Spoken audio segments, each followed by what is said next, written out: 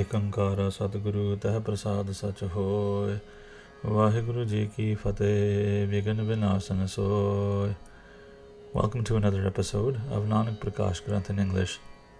In this episode we will be doing Utaraardh 2.17, Habash, Chola, Chander Katha. Her light illuminates in the world. Her light saves many in the world.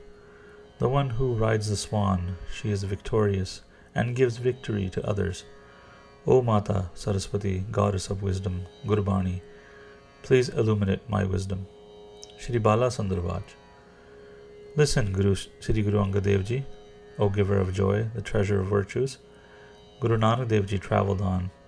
The compassionate one went to the foreign land of Habash, which is possibly Abyssinia, Ethiopia, or Africa, in Africa.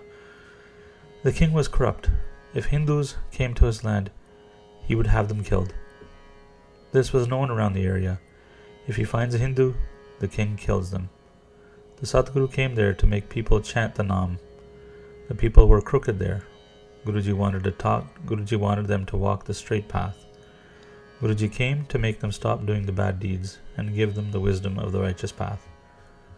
A Chola came from the sky and landed near Guruji. Its color could not be understood. The make of the Chola was interesting and amazing. There were many types of writings on the Chola. Hindi, Farsi, Arabic, Turki, and Sanskrit letters were written on the Chola. Guruji put the Chola on. The color of the Chola was radiant and natural. Where the king lived, Guruji went and sat near his residence. When a man came out of the village, he was surprised to see Guruji's Chola. The whole village found out. They all came to see Guruji's Chola. The people went to the king and spoke with humility. A dervish has come into the village. We have never seen such a Chola that he is wearing. The Chola has 30 siparas of the Quran written on it. The whole Quran is written on it. 5 types of writings are written on the Chola properly. The king heard this and called his vizier. He said to him, "There is a dervish that has come outside. Take his Chola off and bring it." The vizier obeyed and went outside.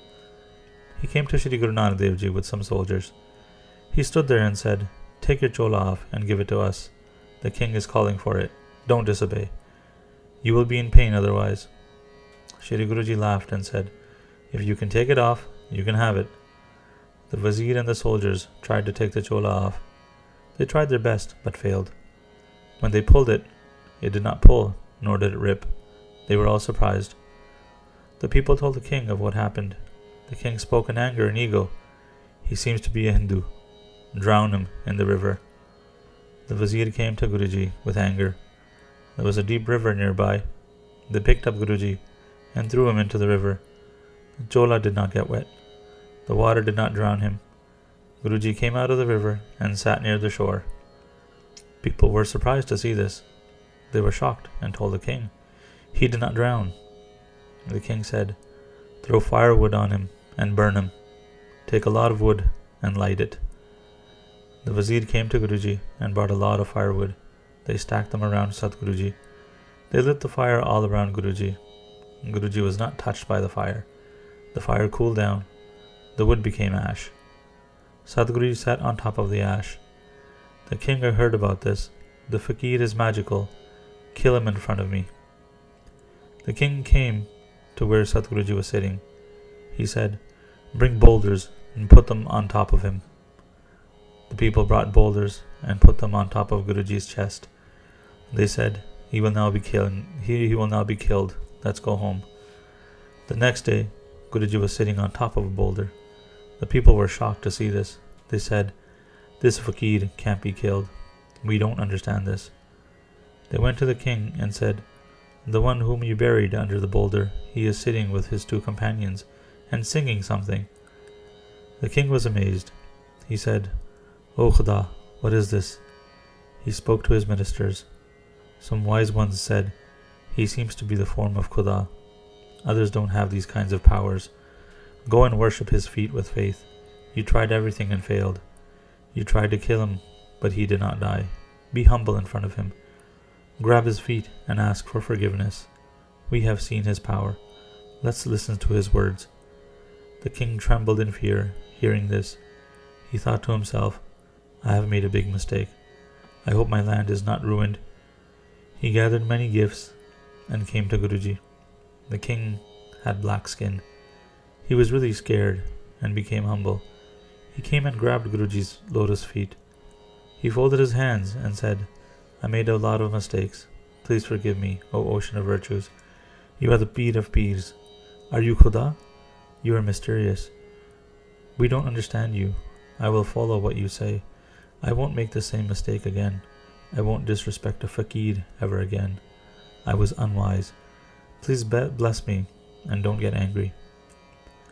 Guruji saw the humility in the king and became compassionate. He spoke words of wisdom. If you stop killing humans, then you will be forgiven.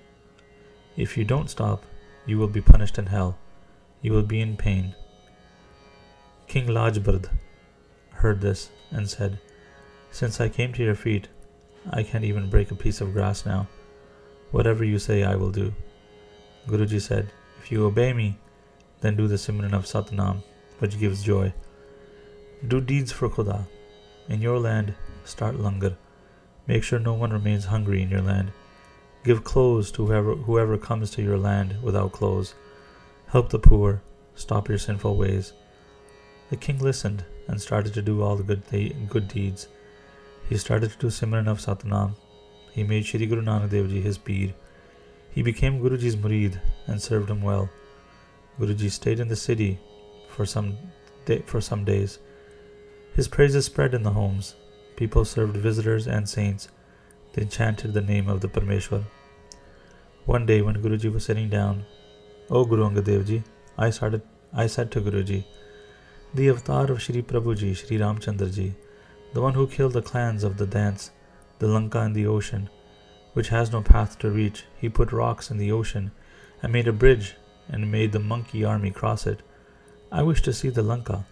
Please be compassionate and show me the Lanka. Guruji heard this and said, Bala, I can't refuse you. Guruji left Habash right away. We came to the ocean shore in a blink of an eye. Guruji sat near the place where the bridge was built by the Raghuveer Ramchandra Ji. There was a shivling there that was radiant. Bhai Mardana Ji spoke, How is this shivling here? He established this? It is a great reward to do its puja. Tell me about this. You know past and future.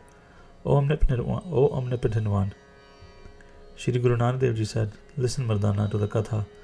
When Ramchandra Ji came here with the monkey army, he saw the ocean and said, How can we cross this ocean? The people said, Build a bridge. Ramchandra Ji accepted the idea. He first did the puja of Shivji. He worshipped the Shivling and then gave permission to build a bridge. Before starting any task, those who worship their Guru, their tasks become easier. Those people are peaceful. Since then, the Shivling has been here. Raghuveer has established the Shivling with love. He wrote his own name of Ram on the rocks and tied the bridge, which was beautiful. This is the place known as Rameshwar. The bridge was known as Ram Setu. Bhai Mardana Ji said, I have a doubt. Why did the Raghuveer do this? He was omnipotent. Where he was standing, he could do anything. Why did he do the puja of Shivji? This is one doubt. Another doubt, O omniscient one, is why did he write his own name and place the rocks in the water? Why did he do this? Please destroy my two doubts. It seems that he didn't have strength or power, so he used the support of others. The compassionate one heard this and spoke, Listen, Mardana, by your ear. The greatness of the Naam is the greatness along with the Bhagat.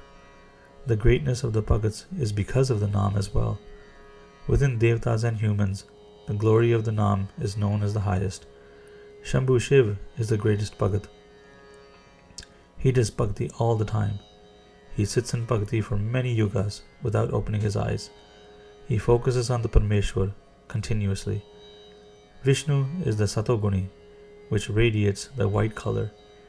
Shivji meditates upon Vishnu, and so he is white. Shivji is Tamoguni. Tamogun is black, and because Vishnu meditates on Shivji, he has become black. Both of their bodies have switched with each other's colors for this reason. Don't see any difference between the two. They are two, but their jyot is one. Now listen about the writing of his name on the rocks. I will destroy this doubt of yours. Only some have seen the form of Ramchandra and became blessed. By chanting the name, crores will be saved, millions upon billions. The glory of the Nam is bigger than the one whose name it is. He saw the Ram name as higher than him. The bridge was tied in this way. He killed the egotistical dance. By Mardana ji asked, I wish to hear the Katha of Raghubir ji with love. Why did he cross the ocean by tying a bridge? Why did he go to Lanka to kill the dance? Tell me the whole Katha. Nothing is hidden from you. The great Sadhguru ji spoke. There was a great king named Dashrath, who was from a great family, the Surya Vansh. He had 3 queens, Kaushalya, Kaikeyi, and Sumitra. 4 sons were born to these 3 women. From the eldest, Kaushalya, Ramchandra ji was born. Kaikeyi had Bharat, and Sumitra gave birth to Lakshman and Shatrughan. These 4 were more handsome than Kamdev. They grew up playing when the king of Munis, Vishwamitra, was performing a yag. The dance would interrupt the yag. They made Vishwamitra stop the yag. Vishwamitra sat in dhyan and looked with his powerful vision. He knew what was happening in the world. He saw that the Devtas were in pain because of Ravan. They went to the shelter of Akal Purkh and sang his glories. Shri Kartar ji listened to their prayers. Shri Vishnu ji took an avatar as Ramchandra ji to kill the dance. When Vishwamitra ji saw this, he came to Ayodhya. Dashrath respected the Muni. Vishwamitra asked for the king's eldest son. He took Ramchandra ji back to his ashram with joy. On the way, Ramchandra ji killed Tadka. The 2 other strong dance came. Ramchandra ji killed Marich with a headless arrow. He fell at the doors of Lanka. Ramchandra ji then killed Sabayu Dant. Rishi Vishwamitra ji was able to complete his yagna. At that time, Raja Janak's messenger had come to invite the Muni to the Swamvar, the choosing of a husband, of Janak's daughter. The Muni went to the Swamvar with both the princes, Ram and Lakshman. They arrived in the city of Raja Janak. Many other kings had gathered along with other people. The challenge was to break the bow of Shivji. Whoever would break the bow would be able to marry the daughter of Raja Janak. None of the kings were able to pick up the bow. Ramchandra ji got up with the permission of Vishwamitra ji and broke the bow of Shiva.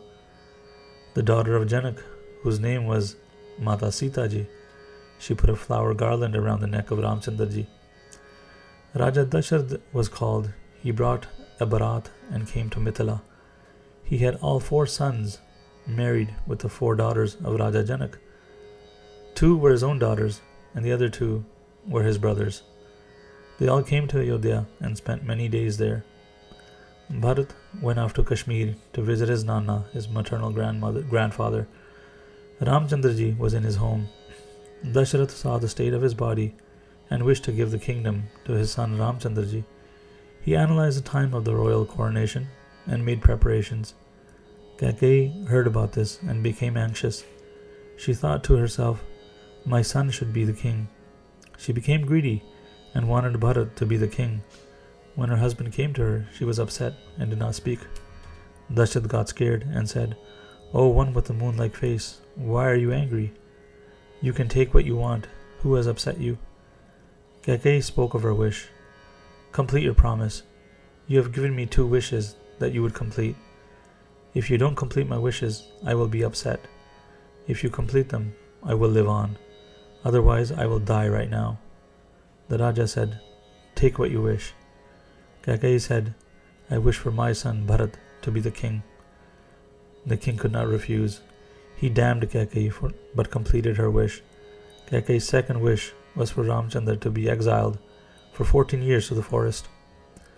When Dashrath heard this, he lost his will to live. Ramchandra ji obeyed the 2 commands and went to the jungles with Mata Sita and Lakshman. The subjects of Ayodhya cried seeing this. They did not want to be away from Ramchandra ji. Dashrath ji left his body in depression. He completed his promises but left his body. When Rishi Vashisht ji saw all this, he quickly called for Bharat to come back. When Bharat ji came back home, he saw the bad natures. He was hurt and upset. He cursed his own mother and cremated his father's body with proper traditions. He cried and left Ayodhya. He came to where Ramchandra ji was in the jungle. He met his brother with anxiety. He bowed to his feet with love and devotion. He said, "O Master, please forgive our mistakes. Come home or take me with you."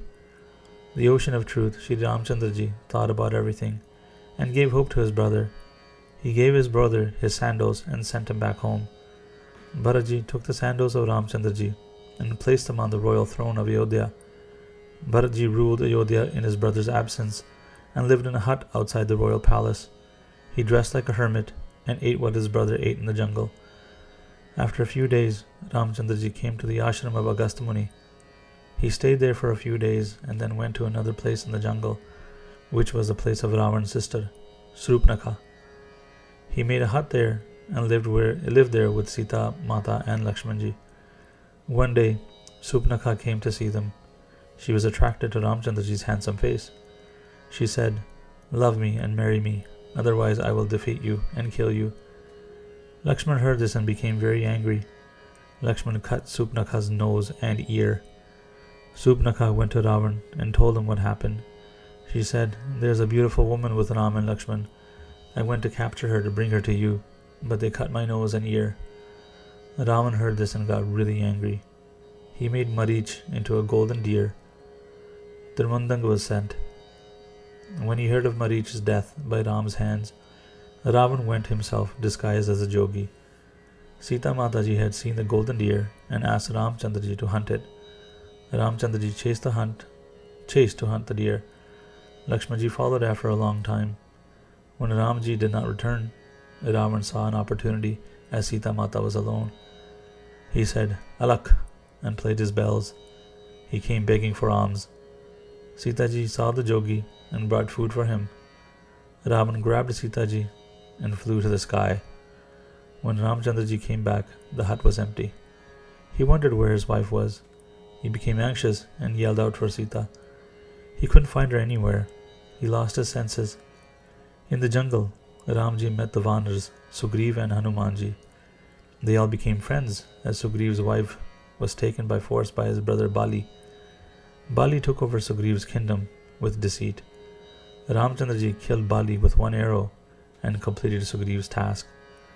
The Vanar army was sent to look for Sita Mata. Hanumanji came to Lanka and saw Sita Mataji sitting there. Hanuman killed many Dants and burnt the Lanka. He came back to Ramchandraji and told him where Sita Mataji was. Ramchandraji took the Vanar army and attacked Lanka. He came here and tied the bridge of Rameshwar. Angad was a great Vanar. He went to Lanka and told Ravan to give Sita Mataji back. Ravan did not listen. A great battle raged. The death-filled Nagaras played from both sides. In Rag Maru, with the flags flying proudly, Kumbhakaran was killed first by Shri Ramchandraji. Meghnad was then killed by Lakshmanji. Tirmandang was killed by Hanumanji. Ravan was killed by Shri Ramji, and Sitaji was brought back. They all went back to their home. Ramchandraji sat on the royal throne and ruled for 10,000 years. He then went to Vaikuntha. This is the Katha of Ramchandraji. It is a blessed Katha, Mardana. This is a summary.